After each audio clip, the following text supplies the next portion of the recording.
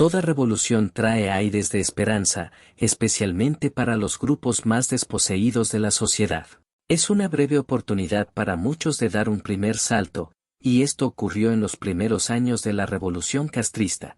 Sin embargo, aquel impulso inicial pronto se vio eclipsado por un proyecto político que, en lugar de liberar, comenzó a moldear y someter a la población a los designios de una nueva tiranía. La diferencia estriba en que esas oportunidades, bajo regímenes autoritarios, siempre terminan torcidas, y he aquí un ejemplo.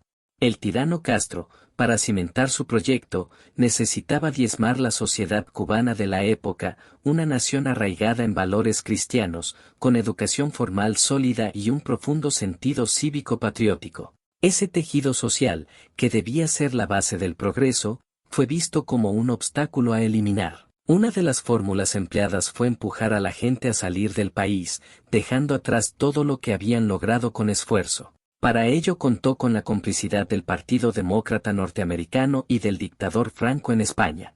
Con el fin de mantener una puerta abierta permanente, los demócratas impulsaron la controvertida Ley de Ajuste cubano, que se convirtió en la llave de los 4 grandes éxodos que marcaron la historia contemporánea de Cuba. El resultado fue incautar desde un simple palillo de dientes hasta cualquier gran mansión que muchas languidecieron por el tema que vamos a tratar. Otras es donde estos tiranos viven y otras las venden a cualquier romántico neoizquierdista de ocasión. Y es aquí donde entramos en nuestro controversial tema. Cada núcleo familiar de gusanos que se marchaban dejaba sus casas para ser ocupadas por los desposeídos hijos del pueblo. Las recibían tal cual, con todo adentro, incluso con el palillo de dientes. Pero esto solo ocurrió durante la primera oleada y no en los barrios de clase alta. Los recursos y bienes de esas propiedades fueron almacenados y, en su mayoría, se pudrieron con el tiempo. Los hijos del pueblo llegaron a los barrios de los gusanos, no como nuevos vecinos, sino como invasores. Reforzaron los comités de defensa de la revolución,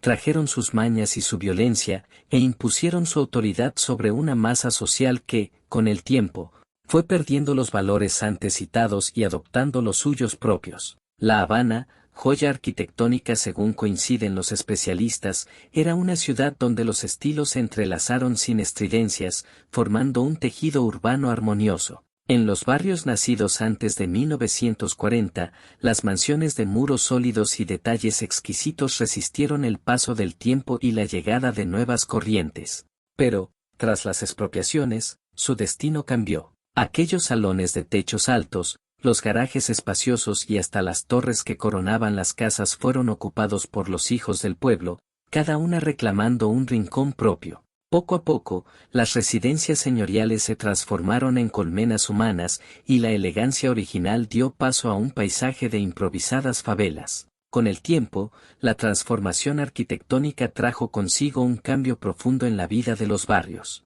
Donde antes había jardines cuidados, salones de tertulia y calles tranquilas, surgieron patios convertidos en tendederos, pasillos que funcionaban como pasadizos comunales y escaleras compartidas por desconocidos. La intimidad se diluyó, y con ella, el sentido de pertenencia y cuidado por el entorno. La convivencia forzada entre familias ajenas generó fricciones, y el tejido social que en otro tiempo se basaba en normas, educación y respeto, comenzó a deshilacharse. El Estado, bajo el discurso de justicia social, aprovechó este reordenamiento urbano como herramienta de ingeniería social. Desarticuló antiguos núcleos vecinales y los reemplazó por una masa heterogénea más fácil de controlar, menos unida y sin memoria común. Lo que para el discurso oficial fue integración, en la práctica resultó una sustitución de valores y una degradación paulatina del carácter cívico de la ciudad. En la década de 1960, uno de los objetivos más estratégicos del tirano Castro fue empezar a alinearse con los estándares de la entonces incipiente Agenda de la ONU para el Desarrollo Urbano y Social. De esa línea política nació un proyecto de urbanización revolucionaria conocido popularmente como Edificios Pastorita. El nombre provenía de su impulsora, la combatiente Pastorita Núñez, encargada de aprovechar cada espacio disponible dentro de la ciudad para levantar edificios modulares destinados a la nueva clase, los llamados hijos del pueblo. Repartos como Alta Habana, Barrio Obrero, Reparto Casino o Víbora Park, donde residía la neoclase media formada entre 1945 y 1959, no escaparon a esta estrategia. Allí, las viviendas y terrenos fueron ocupados por los beneficiarios del plan, mezclando de forma abrupta mundos que hasta entonces habían vivido separados por cultura, costumbres y aspiraciones.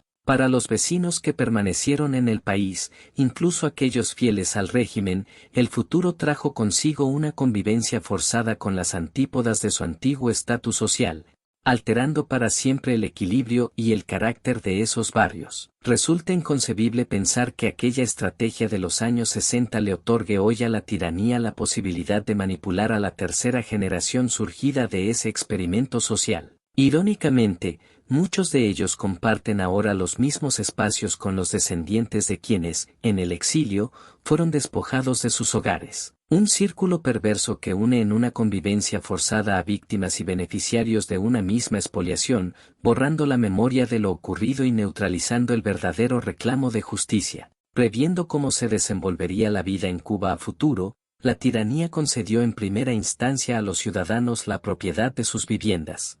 Este primer paso abrió la puerta, más adelante, a la autorización para la compra y venta de inmuebles, poniendo fin a las cadenas de permutas, una fórmula legal que la gente utilizaba para vender sus casas. Y es aquí donde, bajo la mirada amenazante de la tiranía, muchas de aquellas mansiones y casas vuelven a resurgir tímidamente en todo su esplendor, de la mano de la neoclase económica actual, que busca imponer su estatus social.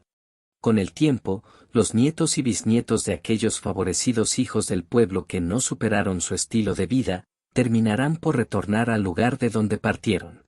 Poco a poco, la realidad se encamina de nuevo hacia ese punto, como lo demuestra la economía en el día a día. Y aunque no será igual a la de 1959, esa Habana tendrá el brillo y la elegancia que su gente decida darle.